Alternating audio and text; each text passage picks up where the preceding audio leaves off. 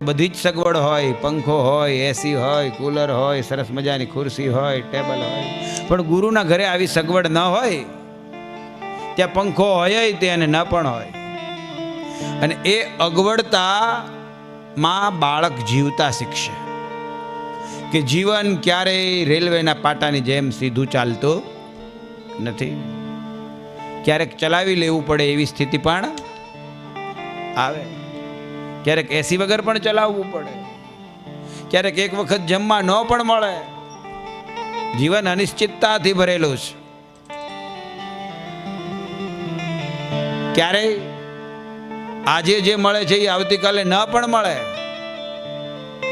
ઘર એસી હોય, ઓફિસ એસી હોય, ગાડી એસી હોય. અમદાવાદથી ભાવનગર જતા હોય ને બરોબર ભાલમાં પંચર પડે અને ત્યારે ગાડીના બાયણા ખોલીને બહાર ઉતરવું પડે અને એ ભાલ પ્રદેશ